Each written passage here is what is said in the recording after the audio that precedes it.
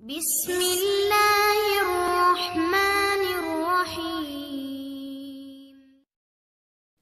جب ہم سارا دن کام کر کے رات کو اپنے بستر پر لیٹتے ہیں تو فوراً نیند آ جاتی ہے، مگر اگر میڈیا کا بے مقصد استعمال کرتے ہیں تو اس سے ہماری نیند میں خلل پیدا ہوتی ہے اور ہم وہ رات بے چینی میں گزارتے ہیں۔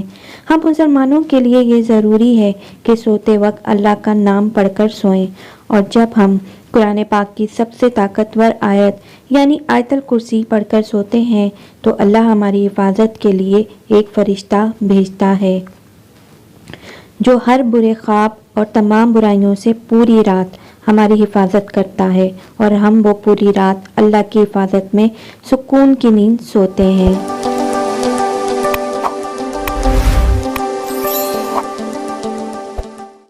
قرآن پاک کا ہر ایک لفظ ایک معجزہ ہے اور تمام انسانیت کے لیے ہدایت کا راستہ ہے، لیکن قرآن میں کچھ آیات ایسی بھی ہیں جو اپنے اندر موجود خصوصیات کی وجہ سے ایک اہم مقام رکھتی ہیں، اور قرآن میں آیت الکرسی کو وہ مقام حاصل ہے جس میں اللہ کی حکمت اعلیٰ کا بہترین خلاصہ موجود ہے، اور جس کی بنا پر یہ آیت قرآن کی سب سے بڑی اور سب سے اہم آیت تسلیم کی جاتی ہے۔ حضرت علی رضی اللہ تعالیٰ عنہ نے فرمایا کہ قرآن کی سردار آیت آیت الکرسی ہے، اور جب ہم اس آیت میں موجود مقصد کو تلاش کرتے ہیں تو ہمیں معلوم ہوتا ہے کہ اللہ نے ہم پر کتنی نعمتیں نازل کی ہیں، تو ہمیں اللہ کے سامنے سجدہ کر کے اس کا شکر ادا کرنا چاہیے۔ لیکن بعض دفعہ ہم اپنی مصروف زندگی میں اتنا کھو جاتے ہیں کہ ہم اپنے ارد گرد اللہ کی نعمتوں کو نظر انداز کرتے ہیں، لیکن کہیں نہ کہیں ہمارے ناشکرے دل کے اندر یہ خالی پن محسوس ہونے لگتا ہے کہ ہم جو کچھ بھی کر رہے ہیں یہ اللہ کے حکم اور فضل کے بغیر ممکن نہیں، تو پھر ہم شکر کیوں نہیں ادا کرتے ہیں؟ کہیں یہ تمام نعمت اللہ ہم سے واپس لے لے تو تب ہمارا کیا حال ہوگا؟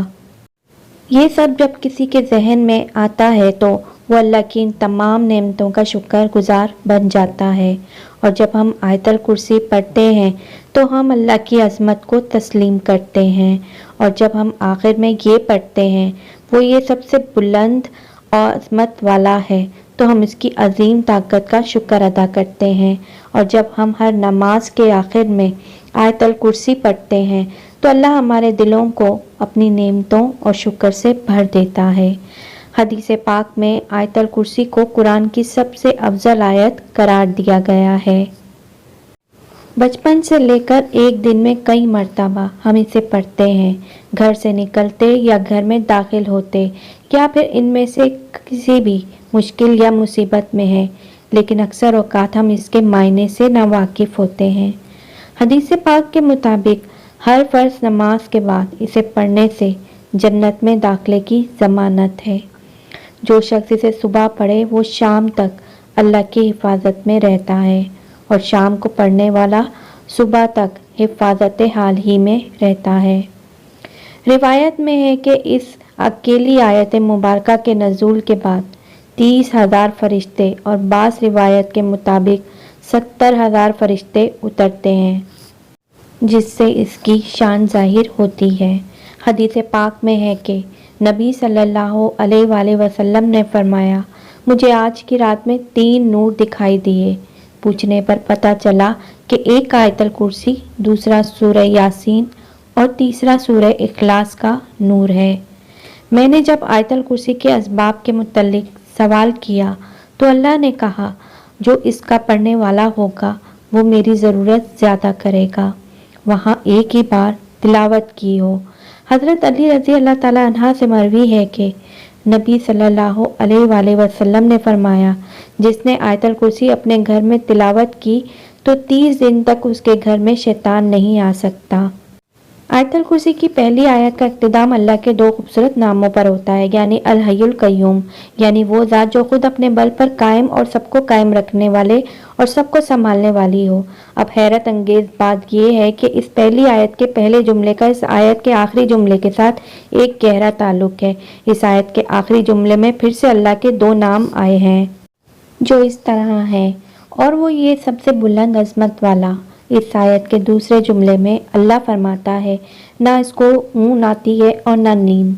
तमाम मखलूक़ात वक्त के साथ सुस्त पड़ जाती है, आराम चाहते हैं, सोए बगैर रह नहीं सकते और नींद मौत की ही एक सूरत है। इसलिए इस आयत के इस हिस्से में जिक्र है कि वो ज़ात पाक, ज़मान और मकान का हाकिम, ताकत का सर चश्मा, हर लिहाज से मुकम्मल और जो अपनी मखलूक़ात के हर ज़र्रे से बाखबर है। अल्लाह की कुर्सी हमेशा से है और हमेशा रहेगी।